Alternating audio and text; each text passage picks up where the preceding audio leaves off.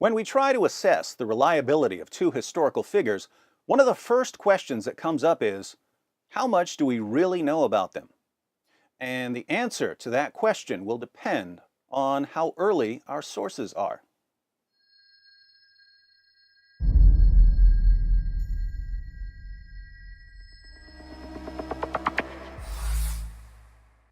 Our records of Paul's life are much earlier than our records of Muhammad's life. And here I don't just mean that Paul came centuries before Muhammad, and so we have earlier sources for Paul's life.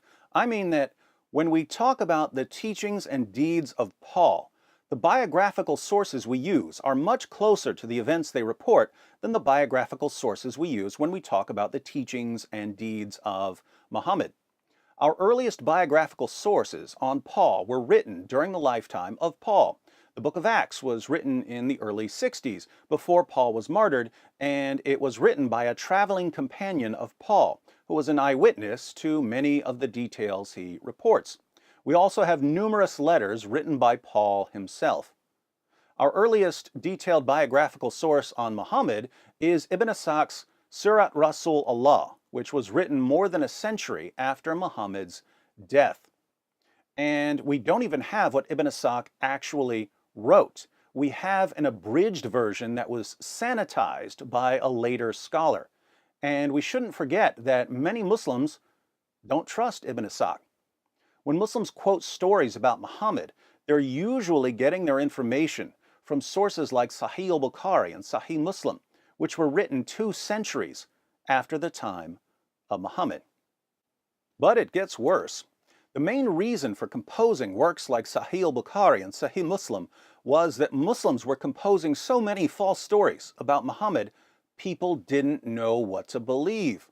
Scholars like Bukhari decided that they needed to collect stories they thought were accurate in order to distinguish them from the ever-increasing supply of false narrations.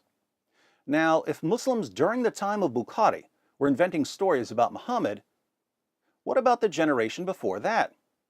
And the generation before that? And the generation before that? 2 centuries is a lot of time to make things up. That's why it's always good to have sources written within the lifetime of the person you want to know about, or at least within the lifetimes of the eyewitnesses. When we learn about Paul, we learn about him through first-generation eyewitness accounts. When we learn about Muhammad, we learn about him through late sources written by people who didn't know him, whose parents didn't know him, and whose grandparents didn't know him. People who were fishing for historical facts in a sea of fabrication and deception. A few years ago, the crumbling historical foundations for the life of Muhammad led the Islamic scholar Muhammad Sven Kalish to conclude that Muhammad probably never existed.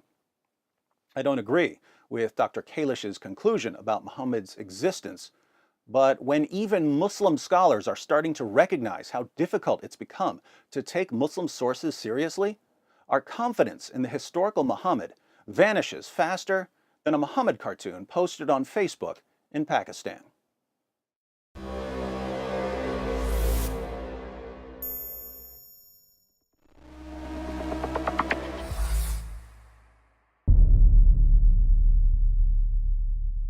Hi everyone, thanks for watching. In case you stumbled upon this video while browsing or searching, I wanted to let you know that it's part of a series comparing Paul and Muhammad. So if you'd like to see the full series, be sure to click on the playlist. If you're already in the playlist, you're about to see a pretty big difference between Paul and Muhammad in terms of their intellectual ability.